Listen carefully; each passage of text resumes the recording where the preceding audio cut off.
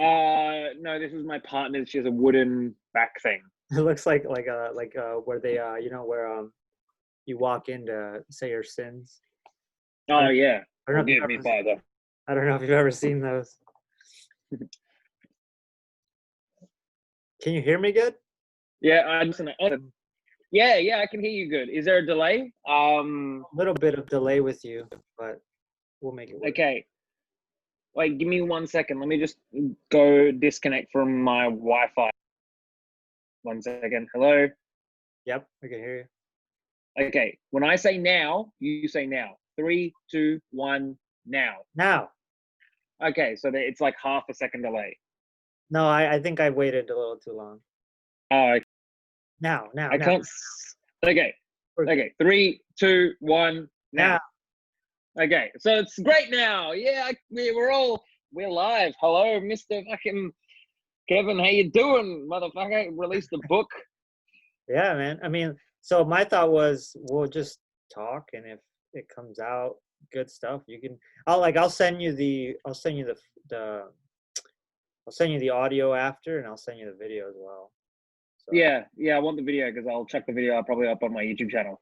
So we can just have a regular. I mean, that was my thought. Unless you want to go a certain. Yeah, that's good because there's been a lot of a big journey between both of us, and I feel like if it's going to be a podcast, I think we're the kind of people that just talk about stuff. Like, I guess without lack of a better word, some people like listening to deep things, and I've come very aware that maybe that's just a regular conversation that I have, and probably conversation you have as well, especially if we're catching up to date with your book and like whatever journey I've been on and stuff like that. So yeah, I reckon that's a great idea. We'll just record it and see what happens. I mean, because I actually I do want to catch up, like literally. Yeah, same. Let's fucking share them. Yeah, exactly. Because I did see you changed. You stopped calling yourself by the alias Harvey Hook a while ago. Actually, it's been a while ago. I think I saw your video when you introduced. Are you recording now, by the way? Yeah, it's recording. Oh, great. Perfect. All right, cool. Because I was like, we've got to record this. I don't want to answer anything. Yeah, it's recording. It should say on your... Yeah, it did, but I wasn't 100% sure, to be honest. Yeah, I don't use Zoom that often. Yeah, it's recording. Yeah, so what was it? It was like when was it? It was end of... I'll tell you what it was. There was a few major events that just happened simultaneously. Not only was I having my partner just be like, Harvey Hook, that's not as good as Sharam. And I was like, but no one will like me for who I am. But there was like a few major events. One of them was, so the business was working. I was, coaching people and stuff like that. But what wasn't working was I didn't see it as sustainable. Like it was a lot of willpower and a lot of effort on my behalf. And I wanted, it just didn't feel right. Like I've done that a few times. Like for example, with working with Valentino, after the past night, it was like, no, I can't be here anymore. And like, no matter what I did, the universe was going to pull me away. So I stopped doing what was making the business work because it just didn't feel right. It felt very incongruent. It also, like, when something's incongruent, it takes a lot more effort than it should. So long story short, feels like you're living at work. Big lie. Yeah, that's what it felt like. Yeah. So I stopped doing what worked. I started running out of money. And then there was a few key things. Before I actually ran out of money, there was a time when a Tony Robbins salesman called me, and he was asking me because he was trying to upsell me and stuff like that. And there was just this time where he was trying to upsell me, and then he asked me about the finances of how my business was going, and I actually told him, and he was like, "Oh, Jesus Christ!" Like that for some reason that whole conversation was so disheartening. It literally like crushed me, and it forced me to deal with the way I was feeling, which was, this isn't working. I'm lying to myself. I can't keep lying to myself. Then I actually ran out of money. And that's when I had long hair. I had to call in a favor from my mom. I'm like, Mom, my ego was crushed again. That was literally the last thing I wanted to do. Yeah. Mom, I need money. Then I moved back with my family, my parents, cut my hair. I stopped being vegan. All of these layers started to shed, but that's also weirdly enough when I started learning about emotional healing, sort of looking after myself, like surrendering to what we're actually deeply feeling. Because it's like, that sort of then, it took me, that was the end of, I think, 2018, 2019, I was with my family. I spent most of that year in bed, like just depressed as fuck. I put on a good show. I put, like, for social media and stuff like that, I put on a good show for the people I was working still with, like clients and stuff. But a lot of that time I spent dealing with just without lack of a better word, like the psychic wounds that I'd been suppressing for years, like the lies I'd been telling myself for such a long time. Letting those come up, trying to figure out how to get myself mobile, because I was so weirdly depressed. There was two things. I was so weirdly depressed, and for the first time in my life, I was letting myself be depressed. So, like, if I was going to stop being, I guess, without lack of a better word, immobile, it was going to have to be from a much more grounded place. So I'd have to learn how to heal, or learn how to let go of my my pain and all that sort of stuff, rather than just burying it, because I didn't realize I was, until all of this stuff made me sort of look at what was going underneath. Like, for example, why did I have to have an alias? I believe that no one would actually like me for who I was. And also I listened to a lot of people saying, your name's too hard. It's like, so's Deepak Chopra. So's Oprah Winfrey. Who cares? Right. Like, I'll teach him how to spell my name. No one will like what I really want to say. I've got to, like, position myself in the market a certain way. And I've got to have, like, all of these likes and stuff like that as well. Like, I'd paid people to distribute my videos and all that sort of stuff, which was good. So I've got some videos on YouTube, for example, that are really popular. But now that I've taken a step back and started dealing with really going underneath, so for example, my content, I've got, like, I'm more powerful, if that makes sense. Like, the things I say are more punchy and powerful and, like, hit home because I care more, as opposed to, I've got to make everything run and function and all that sort of stuff. The genuineness, like, I've let go of a lot of my ego through this whole process. And I feel like a lot of people have to, like, it's either a natural process or it's a manufactured process. Now I've learned how to manufacture it a bit more. Does all of this make sense? Is this making sense? Because I'm just rambling. No, I get it, man. It's like, yeah, you're letting your, like, true self come out. That's it in a nutshell.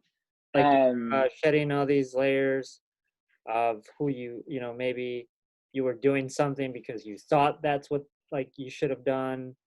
Yeah.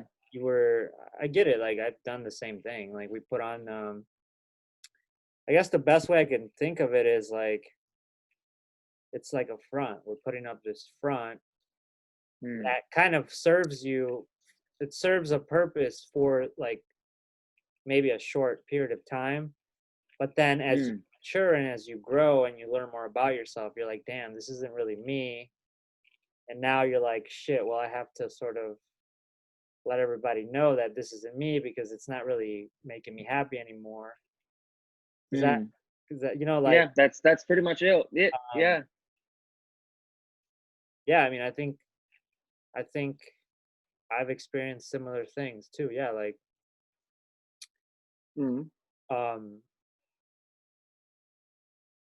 yeah, man, I think it's just I don't know if everyone goes through this, but it's just a natural progression of, like, you're learning more about yourself, and you're learning more to, like, well, I gotta like accept myself for who I am. Otherwise, I'm always gonna be like living this lie. And maybe not everyone ever like maybe not everyone accepts that true part of themselves. That's why they end up, doing extreme things like killing themselves or being in just very long-term depression or resorting to drugs and stuff like that. But I think it's pretty brave to do it. Like when you decide to do it, it's a real brave thing to do. And especially like in your situation, man, I'm assuming, but like it's like you're letting go of everything, like the image you had, the likes and the followers, and so for some, that was probably a challenging thing, it's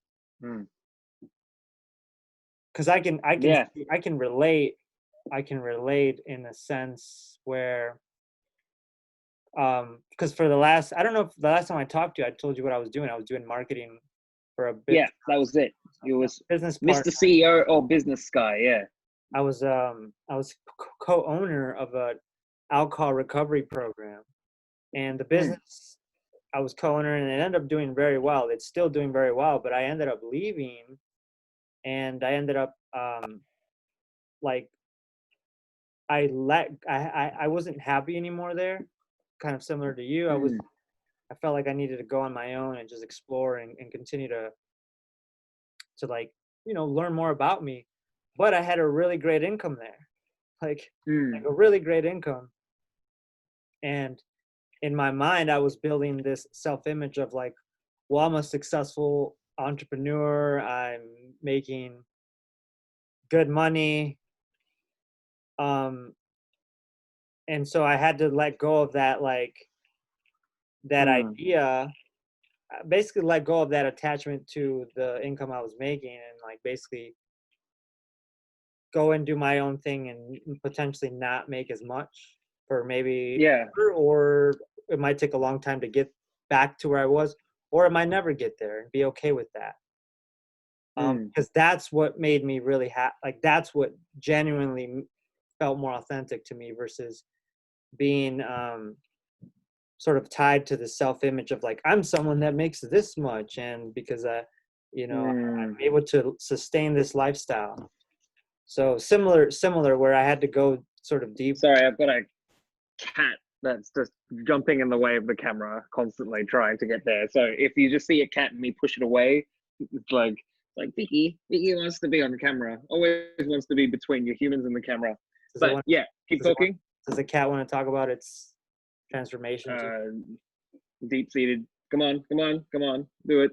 It thought it was a dog, but it finally accepted it. Yeah, I finally realized it was a cat. Yeah, these cats. Yep. Anyway, so as you were saying. Yeah, so I relate. I understand what you're saying. Like. Yeah. And crazy because like at least what I've discovered is at least I thought that like people would care, like people notice these things, but no one notices shit. Like it's just us in our own head, really. Like this problem only exists in here. And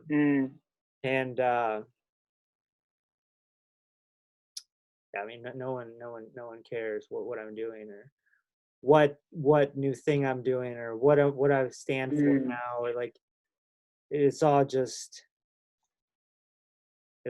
like in this illusion, this made up problem.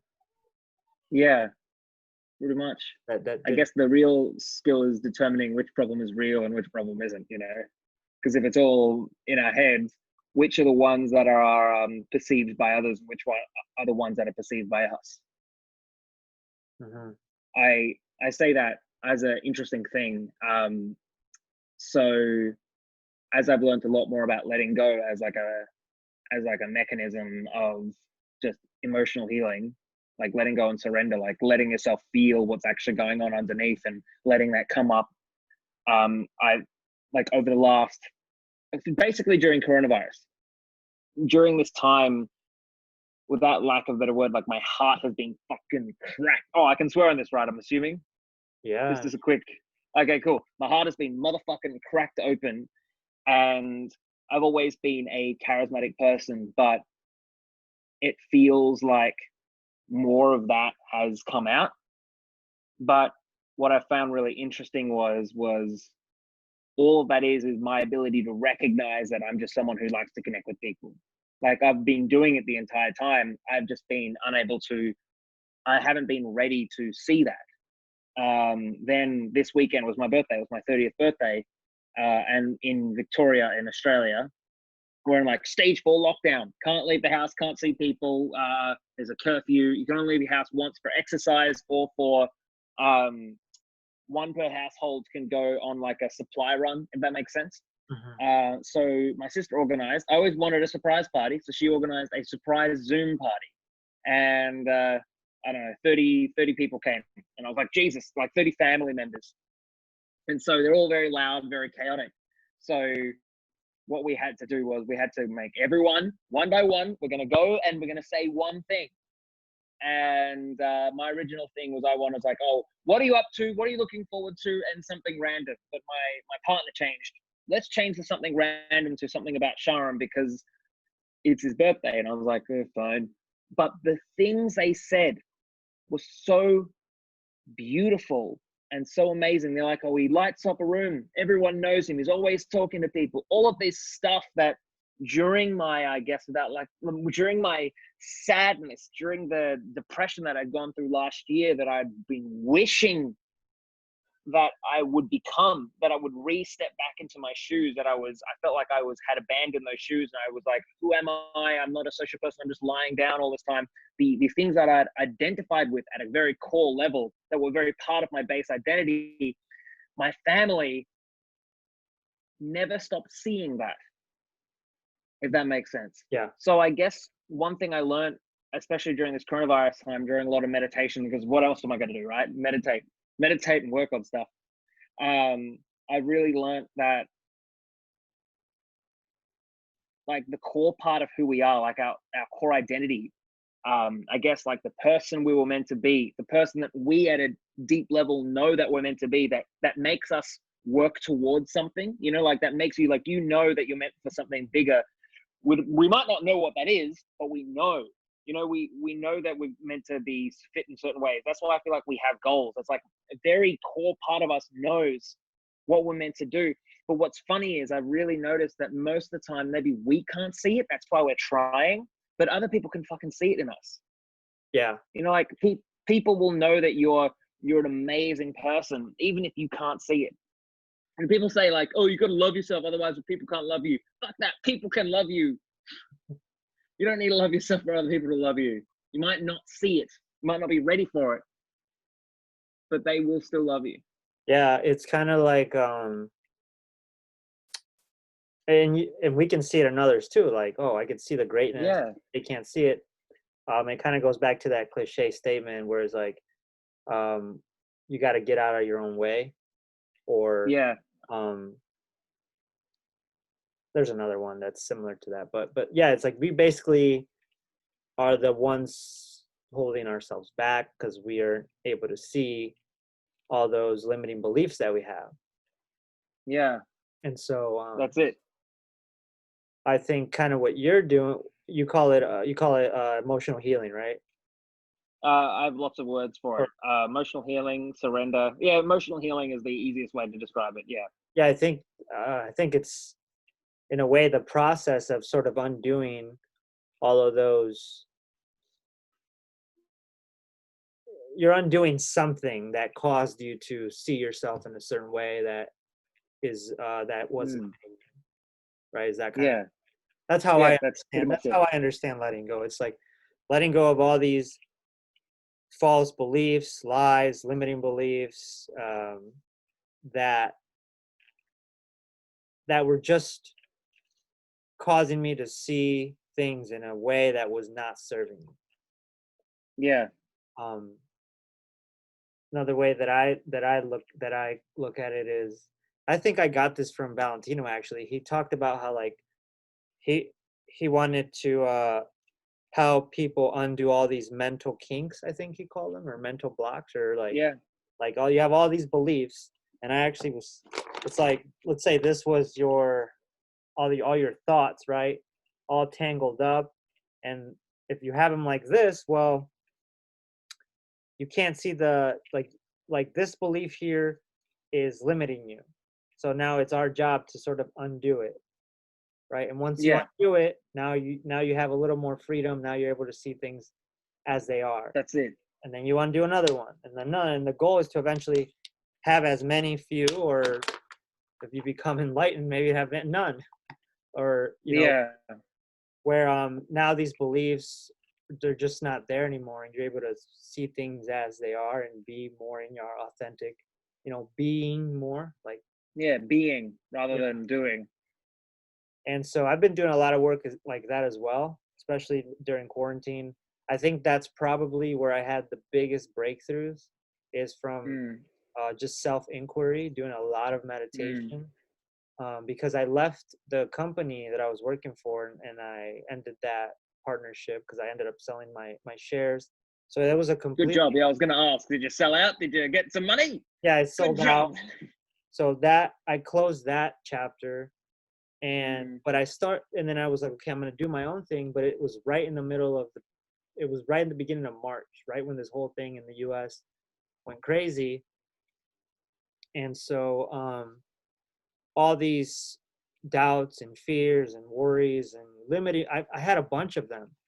And so my thought was like, okay, well, I got to do something about this. Like I was aware that the reason for me feeling stuck wasn't anything external. Like I was fully aware that it's got something to do with my beliefs. Like I own that 100%. Like if at any point in time I feel stuck, fear, worry, anxiety, doubt, it's got something to do with what are the thoughts going on in my head. So I know right away. And kind of like with the emotional healing part, is your feelings are also in a way signals. They're telling you something's going on, and there might be a thought associated with that feeling. So if my feelings are going all over the place, then I know that I need to take a step back and find out, listen, kind of like you sit with that feeling, meditate on it, and find out, are there any associated beliefs with this that are being caused by me? Like these beliefs that are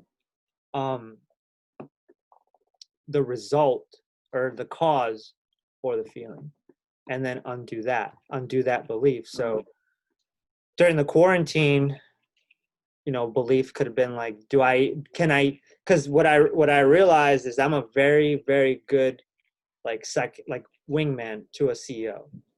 Like I'm very good at that. Like I'm very good supportive role. Can I do it?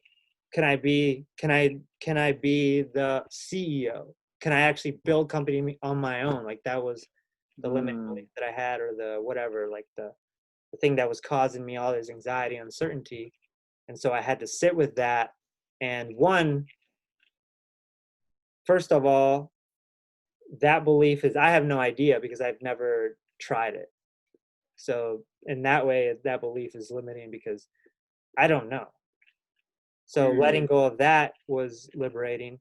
Also, even if I am not, that's okay. So that's the powerful position to be. It's like complete acceptance and equanimity. It's like, even if I am not, what's the big deal? Like no one cares. Yeah. Maybe I'll fail at the business, and that's cool. Like because I'll realize that I'm better at being out first. Well, a couple of things happened. One, I would have sort of scratched that itch where like I want to start my own business, try to do my own thing. So I'll scratch that itch, and if it doesn't work out, okay.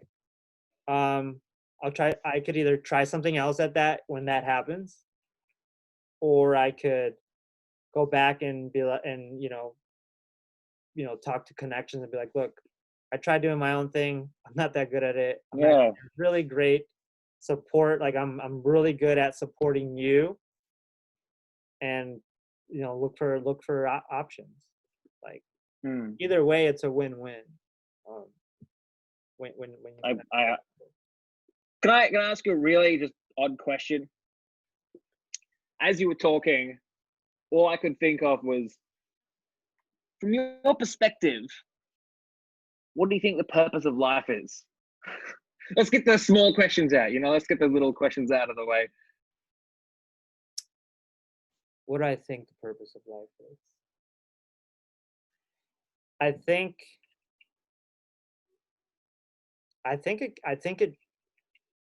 the purpose is for us to undo all those limiting beliefs and just live your life free from them as possible. Because that, without those, you kind of go through your life with like this,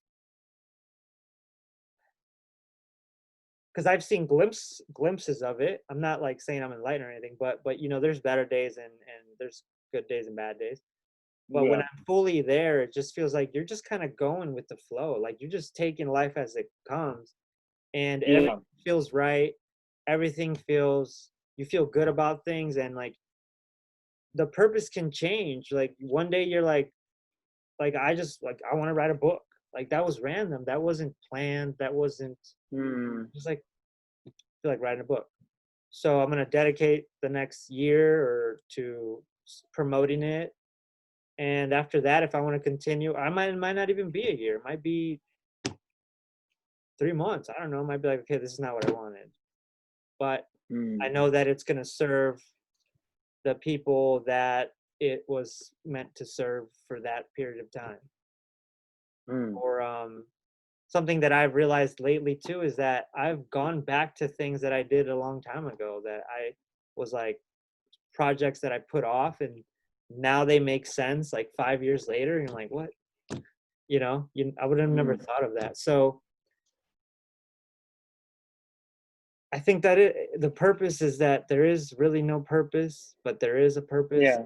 Does that make sense? I don't know if that makes sense. No, I 100% relate to what you're talking about. Like, because like what we do matters, but at the same time, like it doesn't. I don't know. Yeah.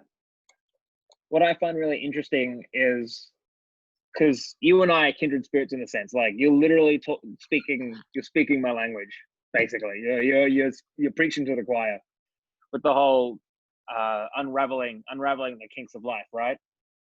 What I love about that is, if as we do that, we end up living more in a state of flow. So we like what might have caused us to question life. If we're like, what is the purpose of life? What is this? The deep call to action that wants to know more.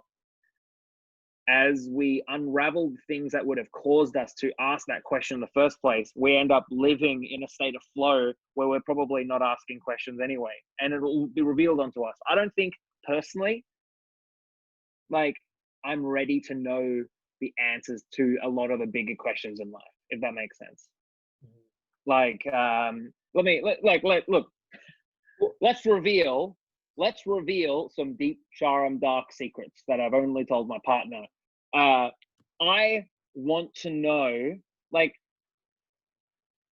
and I haven't found anyone who's able to answer this question for me in a way that I guess I understand or like. What is an orgasm if we're talking purely from an emotional perspective? Because we can talk very biologically. Oh yes, this happens, and then this, and then the who. But what is it an orgasm from a purely emotional perspective? And that question would fucking plague me. It's like one of my great big confusions. Now, am I ready to know the answer? Probably not. But as I observe that this question drives me insane, as I surrender to the insane feelings like that I got to know, I need to know, like as I let go of controlling whether or not I feel those feelings, because it's funny, right? Sometimes sometimes we do things because where we are now is uncomfortable. So it's like, oh, I want to know the answer because I'm uncomfortable not knowing the answer. So as I let go of needing to know the answer and surrender to the feeling of just confusion and the desire, the intense burning desire to know, I actually have thus allowed deeper parts of my sexuality to express.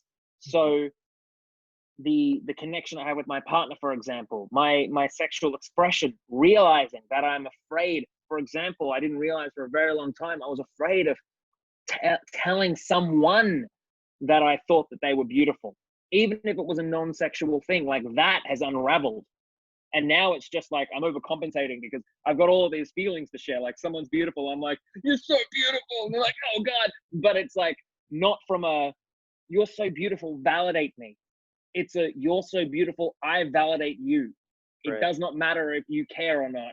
I'd like you to, but I have no attachment to that. So I guess what I'm also trying to say is, like, the desire to answer these bizarre questions that we might have and to achieve these things are themselves the blockages we have to those things.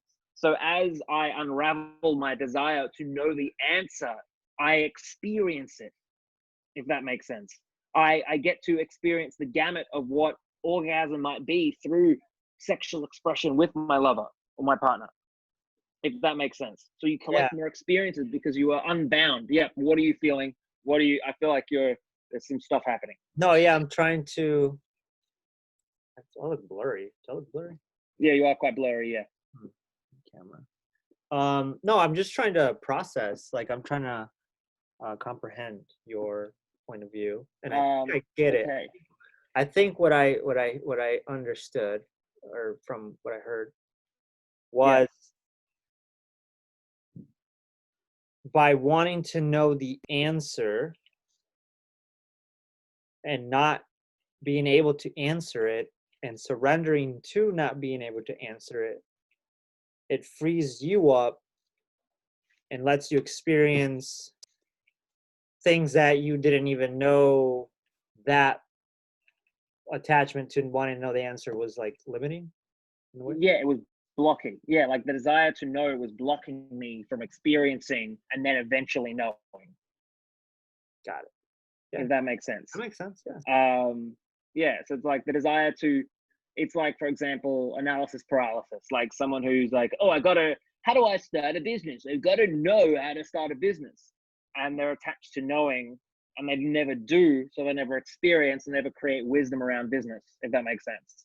I encounter this all the time with men with dating, for example. They want to know, so they learn, and they never settle. Can you still hear me? I think my headphones have cut out.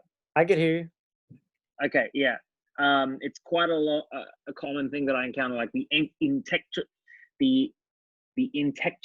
intellectualization, that's the word, of relationships, but they are not allowing themselves to be free to experience the relationships. I was like this. When you and I were in Toronto together. Mm-hmm. I remember I had one night free. I'm like, oh, I'm one night free. I want to meet girls.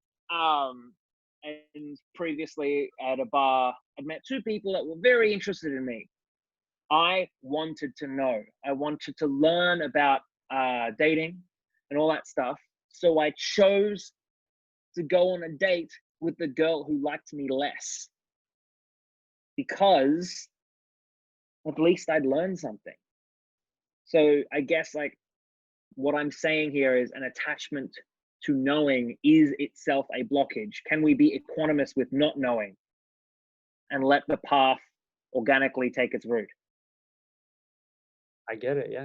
It's like fully surrendering to the thing without just not knowing, just being cool with going in and just whatever. Like, kind of like, yeah. I'll just learn as I go, kind of thing, right? Like, yeah, that's pretty much it. Yeah, that's you sum up. Whenever I talk, I always feel like that's my next thing to let go. I feel like I can never express what I'm trying to say enough. Like, it could and also so whenever I talk to someone, it could also be because I guess this type of stuff interests me, so I get what you're saying. Like, maybe it's also like we're kind of talking on the same level. We are. We're talking the same topic.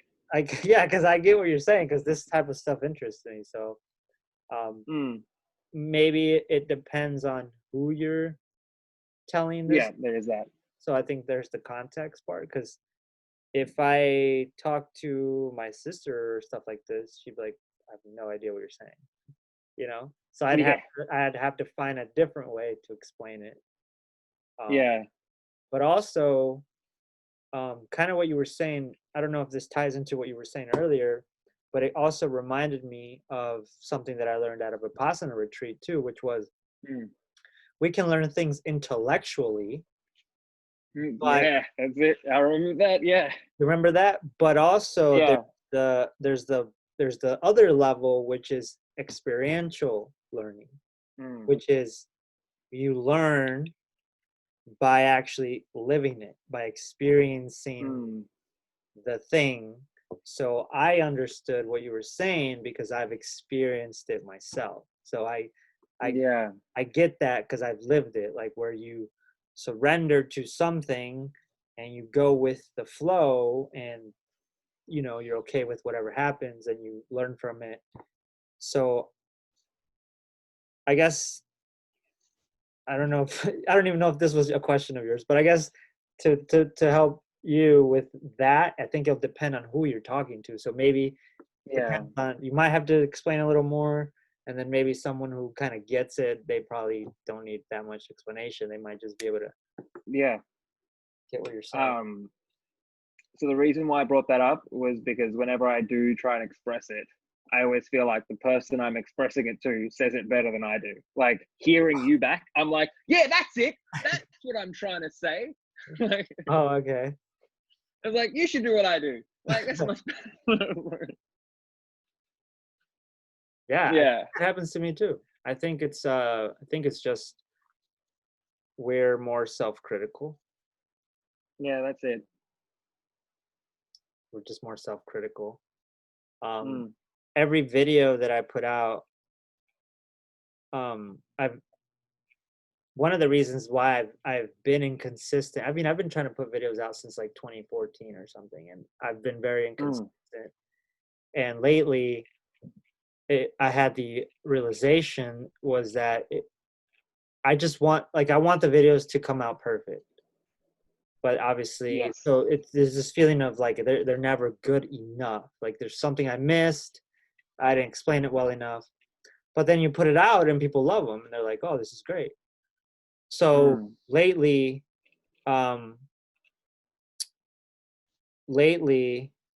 my shift has been that I'm not putting these videos out for me to look good. Like, I'm putting these videos out to help someone else. So this is about them, not about me. So that's helped. Am I ever going to fully be able to let go of that perfectionism or like desire for the videos to come out flawless? Maybe, but I don't know if I want to wait to put out videos for me to feel that way.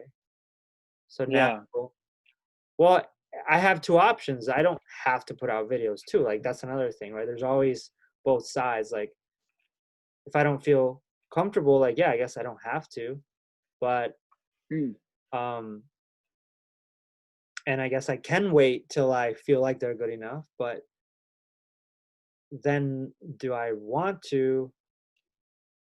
No.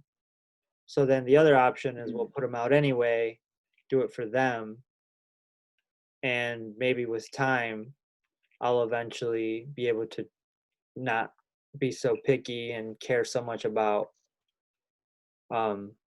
how I say things or whatever.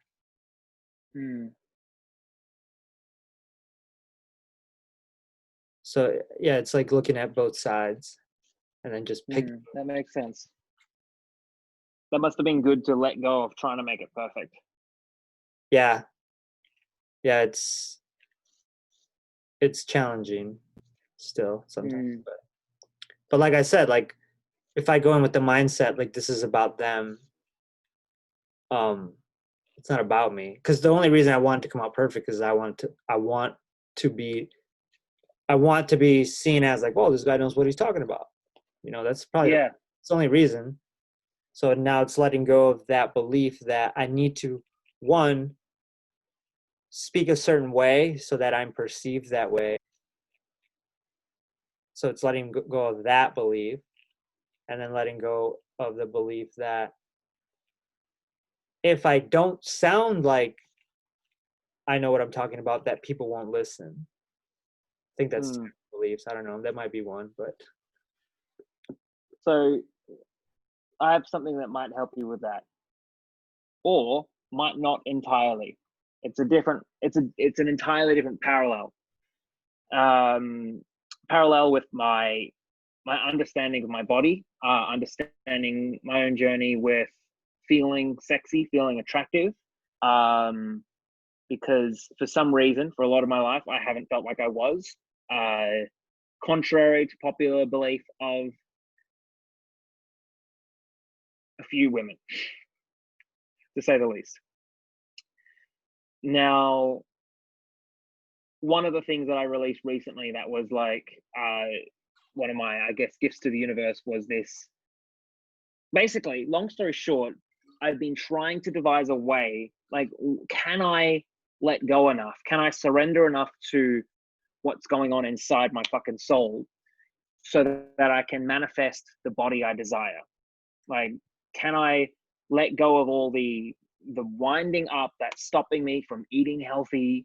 Can I, all the things that make me comfort eat, for example, so I can be the person I was meant to be in my body? I've done a lot of crash diets. I've lost like, 20, 30, not 30, 15 kilos at a time or something like that. Gained it back because my inner equilibrium point was at a certain level. Now, as I'm creating this, I'm still creating this. I call it weight loss via meditation. I'm still creating it because I'm still experimenting. Frankly, so far, all I've done is just become more comfortable eating whatever and gained a bit more weight, probably because it was my birthday. So I just, but during this process, I realized I was never happy with my body. So I created a meditation, which became a product on my website that was called the Body Image Meditation, which was a guided meditation based after one day I just had a stroke of genius, realizing that no matter what my body went through, no matter how much muscle I gained or weight I lost or whatever, I still looked in the mirror and was not happy with the man that I saw there. That I went to the mirror and decided to basically apply the same mindsets to my reactions to my physical appearance. So I started to look at myself and realize, oh, I don't like that. Oh, I don't like this. And allowed myself to surrender to those emotions and let those emotions eventually go too. Because emotions have a cycle. Once you allow yourself to fully feel it, eventually they just fucking go out. So within a matter of moments of doing this, I realized that, hey, I created like this unconditional love towards my body. Now, do I still have goals? Yes. Do I still, because we're all driven, right? Maybe not some. I'd like to think some people are.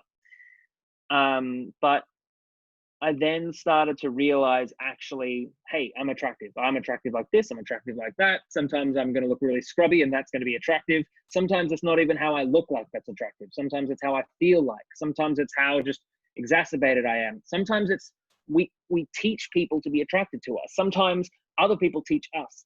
And it started with that idea. As all of these things started unraveling and my mind became more available to higher, bigger and better ideas that I probably knew all along but was blocked, I started to realize that, sure, attraction, like your physical attractiveness might be genetic. It might be based on whatever. Like I come from a family of thin hair.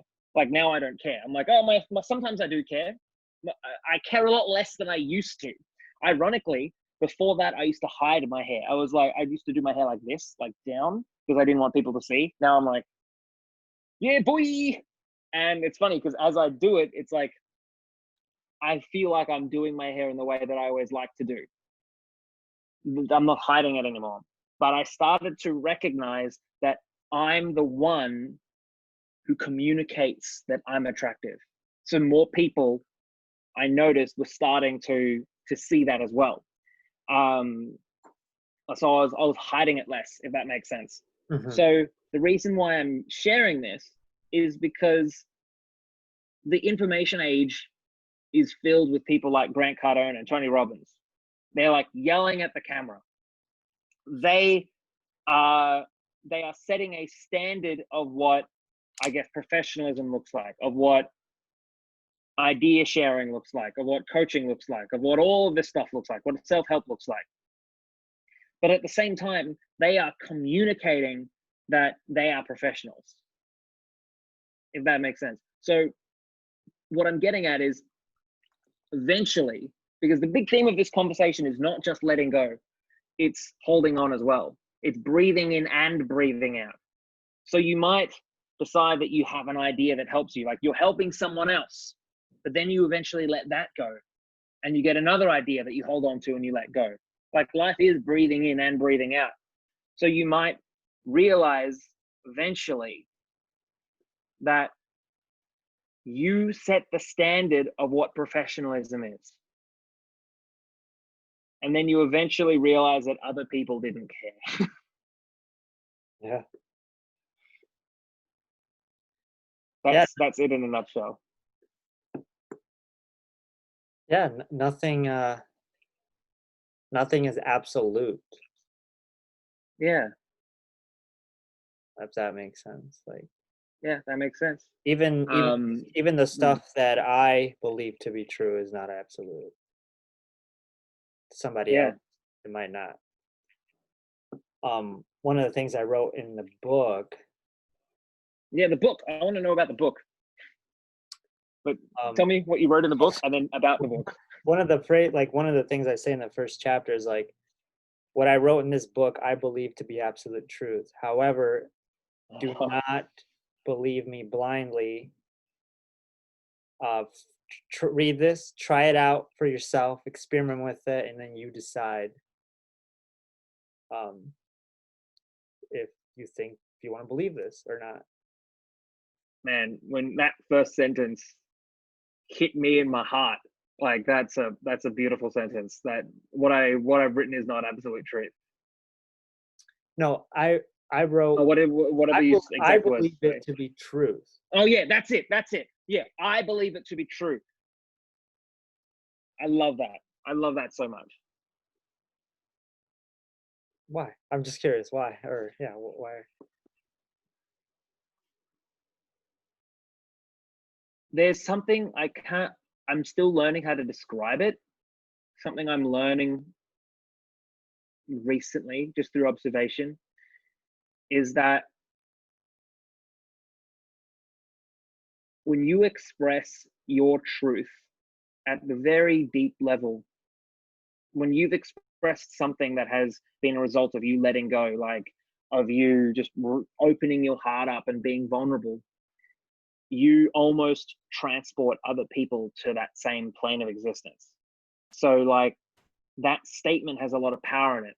I often say to my partner, there is a lot of power in your truth when you say your truth. When you say a true statement, I call them true statements, as in like true statement to you. Because it might be like, you're trying to put on a macho show and then you finally reveal that you're scared. Like, oh, I'm trying to put on this display because I'm actually scared of being vulnerable. I'm scared of being hurt or whatever that might be. And that's healing, to get to the core of a feeling or an idea and to let it out to the universe, to let that go, I find is very healing. And other people, it's almost like we're transported if we experience that. So for example, sometimes when I'm helping friends, like when I'm coaching people, I'm like, I'm getting in their head and I'm like, ooh, what's going on? I'm like, ooh. But when I'm helping a friend out, all I'll do is I'll just like send them an audio message with something I'm going through. It's like, oh, I stepped on the scales and was like, oh, I put on weight. And then I finally let that go and was like, it's just a fucking number. Like it helps me, but it's a number, or whatever realization I have. And it's like they also experience that transformation in that moment. Like, because they can go through, it's vulnerable. There's truth in that. There's, when you say this is, well, again, I can't, what was it? This is my truth. I believe what I wrote in this book, I believe to be absolute truth. Yeah, I believe. That's the powerful truth statement. You're saying that I believe this to be. So you are vulnerable in that statement. You're not saying this is truth, you must believe it. You're exposing your heart. And that's why I think that's a powerful statement. Okay. Yeah. You're saying this is what I believe. And by exposing that, you invite other people to expose themselves too.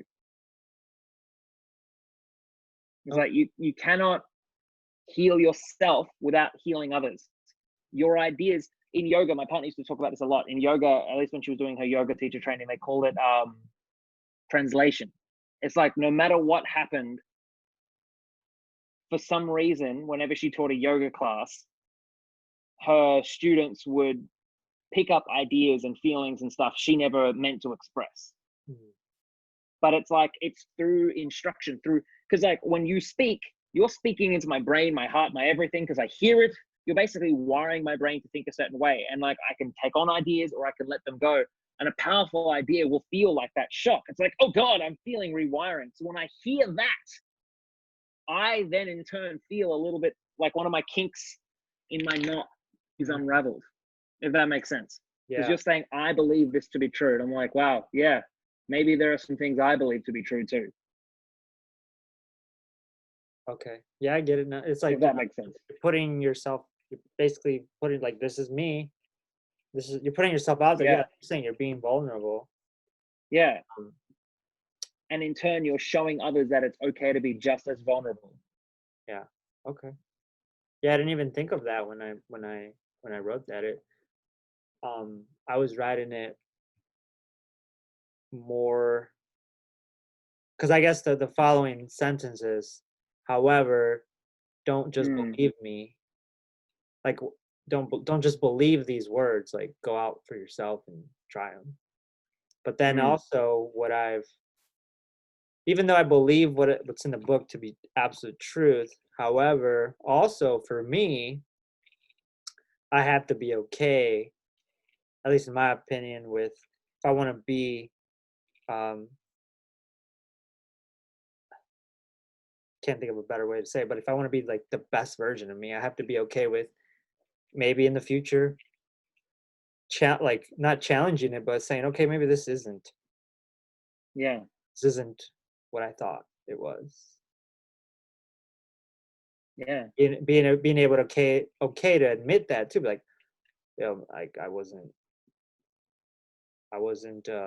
believed it then. Now it's like, I don't know. Like being okay with every scenario, I guess. You gotta be okay with every scenario. Yeah, and you evolve. You will always evolve. I could change my mind. Yeah. Or someone else could come along and show me a completely different perspective that I'm like, oh, that makes more sense. What's it's Extreme Gratitude, yeah? So the book is called Extreme Gratitude, The Secret to Happiness. Yeah. So someone else comes along and they're like, no, extreme pessimism. You're like, I understand. Yeah. It's extreme hate. Extreme. No, that makes sense. Extreme violence. So I wrote this book for a couple of reasons. One is because a couple of years ago, when I started the business partnership, we were just started out. I think we were like in the first year, and it was like, or the second year, and it was like the third month of the year, and we were making like 20,000 a month. Good work. Revenue, not profit. So just revenue. And I just remember feeling so stressed and anxious, and like I felt not good enough because we weren't making 50,000 a month. So it was also at the time when I was really into Grant Cardone and stuff like that. So everything was like 10x and hustle harder, and like I was just unhappy. I was like, damn, we're making money more than I ever made before. Why am I not happy? So, um, after that year, I was like, okay, something's got to change. Like, I don't want to. Every day I was anxious. I would wake up anxious. I would be jittery every day, almost the whole day, anxiety all day. It was just like not a good time. So, just knowing that, just being in like the self-development community or whatever, like, you know that there's a solution out there. At least you think there's a solution out there. So I was like, okay, I need to figure out how to deal with this, how to overcome this. And then I started. Then I think I bought one of Julian's programs, Transformation Mastery. I don't know if you've heard of it. Like, I do. Okay, so I think that was a program that started helping me because it was all about like accepting emotions, sitting with emotions, releasing, letting go. So then I started taking my interpretation of things, like my interpretation of this, pretty much the exact same thing you do. It's just a different alternative. It's a different interpretation of the same thing. So now, so extreme gratitude, what it is really being grateful for everything that's good and bad in your life, but not just from like the present, but from the past, present, and future. Yeah. So it's being grateful for, so one way I like to put it is being grateful for what you've had, good or bad, grateful for what you have, good or bad, and grateful for what you will have, good or bad. And the reason I called it extreme gratitude was because when you look at what gratitude means, just gratitude alone, and you read all the quotes about it and all the examples, it's be grateful for what you have or count your blessings. So it's like they're saying you should only count the good. And you can do that, and that can work for people. But then how do you explain those that have a lot, they have a lot going for them, they have everything they need, but they're still unhappy? And it's usually because of something from their past that they haven't fully come to, what's the word I use? They just haven't fully resolved it. So there's two ways that you can go about that past event. They might not even be aware of it, but that past event, you can look at it two ways. One, you could be like, I hate that happened. I wish it would have been different. It could be filled with guilt, shame, anger, sadness, whatever. But if you hold on to it, if you do that with whatever that event was, well, it's going to affect you in your present. Like, you're still carrying it with you. It's not allowing you to fully be happy now. Now, you don't have to settle the past. I'm not saying you have to, but if it's affecting you still today, you might want to consider going back and dealing with it so that you can, in your terms, let it go, so that you can free that up. So instead of letting it go, the way that I interpret it is being grateful for that. Yeah. That thing. Because, and then finding the upside to it, finding the opportunity or the silver lining. So how it would look in a practical sense, the book is also like, I wanted to make it practical. Like, I wanted to give real exercises that people can use on a daily basis. So how that would look from a practical standpoint would be, you could either do this mentally, you could do it verbally, you could write it in a journal. It would just be like, thank you for, so this might, I actually went through something similar. So I'll give an example of mine that I went through when I was in high school. I actually struggled with binge eating disorder too. I don't know if I ever told you that. We could talk about that after. It was similar. Yeah.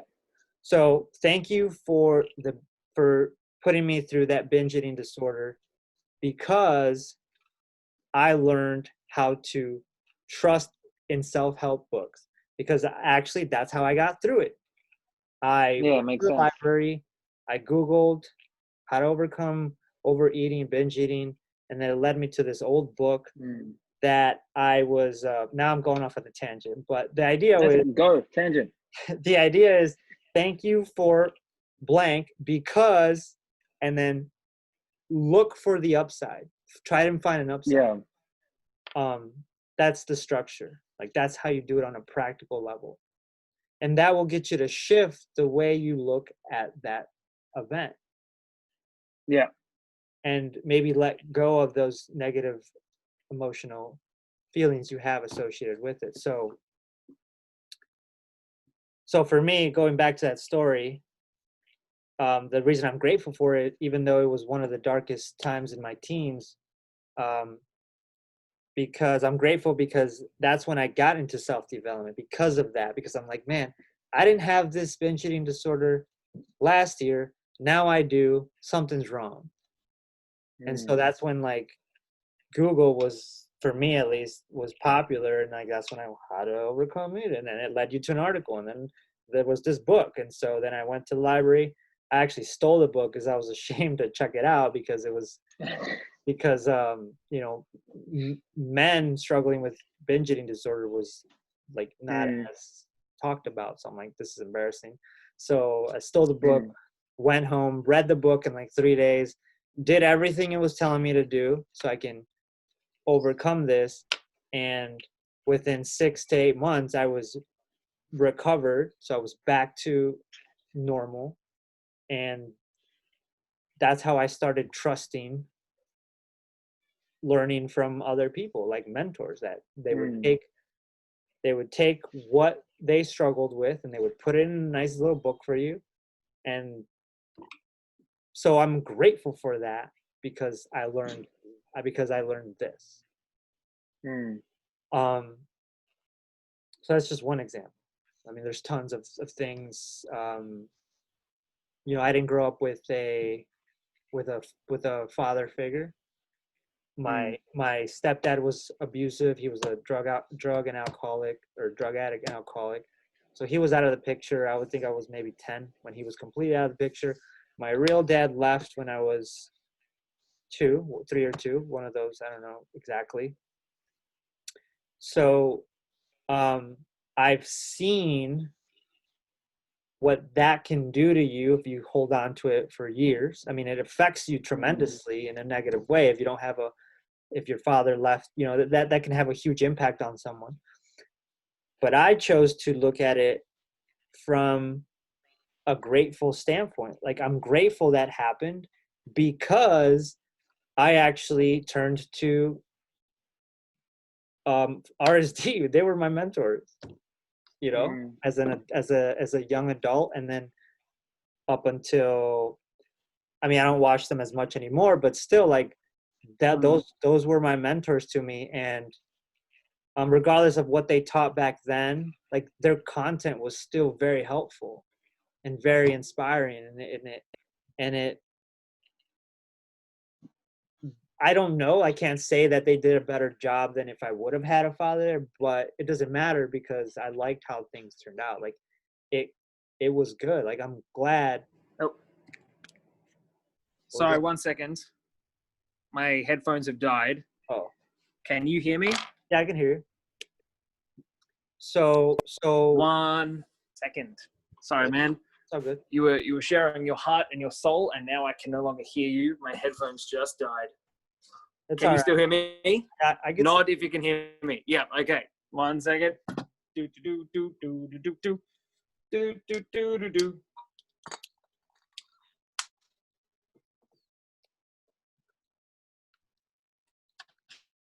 Ruth, I'm borrowing your. See, look at that. Talk about professionalism, all right? You're like, oh, am I being professional enough? The answer is probably. I can't even find the headphones. Look, I'm gonna be honest. I think this is probably a good time to end it because my I can't even hear anymore for some reason. And here, I'm gonna type to you. Oh, wait, no, I can hear you really quietly. Just turn up your volume. It is Maximo Volumo. If you want to leave, okay. I can hear you now. Try to leave and come back. Is that good for recording? Bro, no one cares. Hey, if you guys are watching, I think my phone is about to die anyway soon, so I feel like. Wait a second. Hello? Yeah. No, that didn't work. Okay. Wait. Talk now. Yo. Yeah, I can hear you now. Yeah, big boy. All right, back in business. Do you have to go? Yeah, RSV. You have to go. It's fine. No. My phone's about to die soonish. So I feel like I think we should start to wrap up soon because then it'll die and it'll be mid whatever this is. So Okay. Yeah. Yeah. So basically, it's just where was I? Anyways, I turn the bad into good because cool. That's the biggest. That's the gist of the book. And then also the one part that is not talked about a lot is being grateful for the future. And the way that I do that from a practical standpoint is to be grateful for the things that I want, and I just assume that they're going to happen. So I do this exercise. It's thank you for the beautiful house with finished basement, or thank you for the beautiful quadplex, because I actually want a quadplex. I have no idea what that is. Quadplex is it's like it's a apartment building of 4. Okay. Yeah, we don't use that term in Australia. Okay. So I was like, what? So that's quadplex. So thank you for the quadplex because I can have my mom living next to me. That way I know she's gonna grow and be near me, and I can care for her. So when I say that, it does a couple of things. One, I am, in a way, I'm writing my goal because I'm like saying, this is what I'm going for.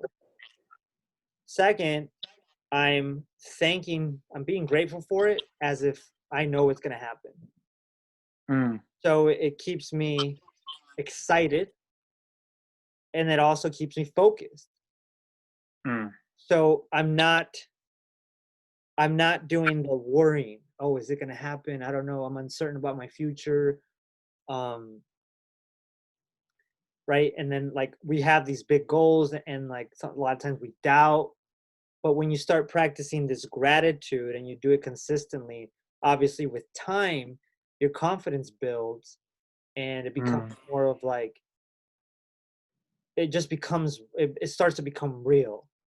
And then when you're practicing this gratitude for the future, and maybe the smaller things start to become true, it also gives you confidence. So it's learning to be grateful for good and bad in all 3, past, present, and future. And I like that. And it's a win-win because let's say you're grateful for the future, right? And you want, like, let's say I want that quadplex, but I don't get it ever. I still practiced being grateful for what I have, so I'm still going to be happy with where I am. So it's a win-win. I simply cannot lose. Does that make sense? Because I've trained. Yeah, that makes sense. I'm happy with where things are now. I want that. I'm assuming I'm gonna get it, but if I don't, I'm still good. So the more we practice this, and I think it just allows you to experience happiness more often. Not, it doesn't mean you'll never have bad days. I'm not saying that, but we can just experience it more frequently. And versus not, just because of either the relationship you have with your past is not healthy, you haven't fully accepted it, you haven't fully let go. All this is the same, it's just a different interpretation. Yeah, it's the same. Yeah, I 100%, like my words, although I have never thought about being grateful for the future, to be honest. My words for that is often describing it as just forgiving yourself for the past. Mm-hmm. Yeah. Like forgetting those mistakes, being able to move on from them. Yes. Yeah, no, I really like it, actually, to be honest. It's a really great message. And I wanted to give a practical approach to it. That's why thank you for blank, because is just the thing you could do verbally. And you could do it from a moment to moment, you know, like right now, let's say you could be like, thank you for my headphones going dead, because I learned that on the next podcast I'll have a spare with me. You know, like you learned something, like it taught you something valuable. You may or may not care, or it may not ever happen, but hey, you learned something. And it might not even apply to this podcast. It might apply to something completely different that you can relate it to, you know? I'm going to share something now that I haven't ever shared online. Yeah, online. I always shared it with people individually. One of the things when I was depressed last year, your thing really reminds me of my thing. In order to get myself out of bed, I basically was experimenting with letting go and all this sort of stuff. And I created this mantra, like a plug and play mantra, that was one of the catalysts that started to get me moving again and started to help me realize more about surrendering to my emotions and stuff like that. So I called it the giving up statement. I even ran a workshop around this, just one as an experiment. And it was a really good success, to be honest. It was basically, I'd get people to talk about their problems. I ran a few workshops on this, actually, like even in workplaces. Get people to talk about their problems, and then I'd get them to fill out the sentence with a part of their problem, and it would help them let go of part of it. So some people feel really euphoric. Some people would feel like, oh yeah, it makes sense, whatever. But so the sentence was, it was a giving up statement. So you'd say, like, say for example, let's use professionalism in videos. the as a topic before, it was, you'd say, I give up being professional in videos, and I give up not being professional in videos. So it's a way to sort of expose your minds to both ends of the spectrum. So it was, I give up blank and I give up not blank. Yeah. Hello? Can you still see me? I declined that call. Oh. I put my phone on Do Not Disturb. I didn't realize it wasn't. You disappeared for a little bit. Yeah, I'm back now. And he's back. He's back. So like when I was depressed, it would be like, I give up being depressed. I give up not being depressed. It's like sometimes I'm going to be depressed, and I would help myself surrender to that through the statement by exposing myself to both ends of the potential spectrum. I stopped doing that because I realized I was using it to avoid things. Like it was really helping me, but it was stopping me from just really letting up.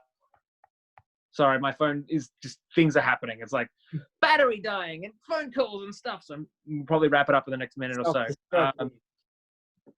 But yeah, so it really helped me get moving. But then there was a time where I realized, like, the things that I learned about surrender and letting go was when I had all of these statements and mantras and stuff. This is not putting down your thing, by the way, because I think there's a lot of power in that, to be honest. There's always power in these things. In my personal journey, I realized I was using these things to deal with the core of each issue. So when I finally let go of trying to heal myself, I then realized that there was power through surrendering to what was actually going on inside, and to let that cycle, let the emotional cycle complete itself so it can be let go. Like, be depressed, be scared, be sad, to be rather than do. And that was the thing I went through. Yeah, so what I love about this podcast, or this catch up, There are some other questions I want to ask you, but I'll probably ask you off Okay. the recording. But what I love about this is just that, it's the same teacher, different, or same lesson, different teachers, same topic, different words. Yeah. And I think it's really cool that that's the case. Like, I feel like a lot of people do it to varying degrees. I feel like when you and I talk, especially through this, where we really are talking about the same thing. Yeah. Like, we really are, and I love that. I think the world needs that, because some people might not get the way that I'm saying it, but they'll get the way you're saying it. That's just it. That's it. Yeah. Different ways of learning. Some people just resonate with different word choices, different whatever, different ways of explaining. Yeah. But they all believe equally, trying to get you to the same place, which is for you to feel better, live better, and just be happier ultimately, and let go of things that are just holding you back and limiting your happiness. So, because this is a podcast, and I'm going to be putting this on my my YouTube channel, where can people buy your book, Extreme Gratitude? Where can people get this? Oh boy. So they could go to extremegratitude.org, but I am not shipping to Australia yet. So, well, you know what? Fuck you. Is all I'm trying to say. Was it done through the Amazon? No, it's where you. I'm doing it all myself, man. GG, good job. Well, you know what? Us Australians, we didn't want your book anyway. Get it. But if you come to the U.S. Or you have a P.O. box in the U.S., no, I'm just kidding. But yeah, I'm doing it all myself. I don't want to give Amazon 50% of whatever they take. Okay, cool. Extremegratitude.org. So if I buy one, you won't send it to me, basically, because I'm in Australia. Maybe I'll have to rethink everything and be like, I'm shipping international now. Just for you, Sharon. Yeah, do what you need to do. Like, I'm not here to rush your process or anything like that.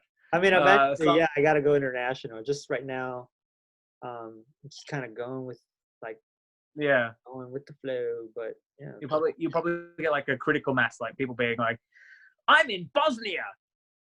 I'm in like Lithuania. Send me this book, and you're like, fine, international shipping accepted. And they're like, yay! Probably shipping out there is probably expensive as hell. It's probably costs more than the book itself. Yeah, probably. It's for like $50 just to ship to Australia. Yeah. So are you gonna do like an ebook version or no? I guess I could do ebook for those who don't want to pay like a bunch of money for shipping. Yeah. So I'm doing audiobook too, so cool. Do ebook, audiobook, written. Audiobook's gonna be all the books easy just because I just recorded myself. Yeah. That's another reason why I did this project, was because I've acquired I've dabbled in a lot of skills throughout the last 5, 6, 7 years. I'm like, I just want to see if I can pull this off all by myself.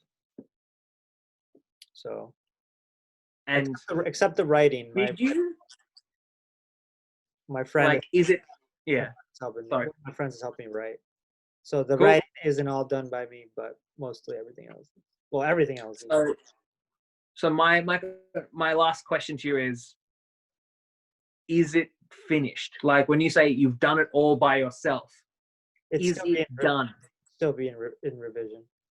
No. Oh, okay. But no. So the pre-orders started. Yeah. So I was gonna do a 2 months pre-order. I mean, I'm full transparency. I'll be honest with you. Like, I wanted to see if anyone would even buy it. I'm like, so that's why I decided to do the pre. When I started the pre-launch, the book was probably 75% done. And now I'm giving myself till, what are we? So my deadline is August 31st. So I have to have it complete, so that I can send them into production and get them So my deadline to start shipping them, like if you go to the websites, it says book will be shipped on October 1st, but I want to get them out sooner than that. So that'd be cool. So get it out sooner. And yeah, it's just that's just how I wanted to do it. I wanted to do it that way. So yeah. I'm proud of you. Thanks, Mike. It's cool. What? Fuck you, mate. All right, cool. Well, this is where I have to go. It was really good catching up and really good doing this, and we should do it again sometime soon. Please send me the video so I can share it to my channel. Yeah, I'll do that. And then I'm going to share it too. So where could people find about you? Oh, no. Oh, if you go to sharamnamdarian.com, you can figure out how to spell it yourself. That's my website. Or if you look up Sharam Namdarian on YouTube, that's my YouTube channel. Or on Instagram, it's Awesome Sharam, because that's just the old handle I had and I like that one. Awesome Sharam spelled S-H-A-R-A-M. I'll probably I'll see if I can throw it in the. Yeah, just write it down for people. I'll probably spell it wrong too. I'm just kidding. Okay. I'm pretty okay with that. That was one of my things. It's like, oh, that name's too long. It's like, yeah, it probably is, but I'll probably go through many iterations. I'll probably have another one where it's just because Sharam was taken. Just Sharam.com was motherfucking taken. There's DJ Sharam. Fuck that guy. No, not fuck that guy. He's doing good for the Sharam name. But he took that URL, and sure, I could have done sharam.com.au, but I didn't think of that at the time, and I am still unsure about how I feel about how long the URL is. But at least in the meantime, I've made my peace with it. Like, yeah. All right, cool. I'll chat to you soon, and ciao. All right, man. All right, cool. Good talking to you. All right, see ya. Bye.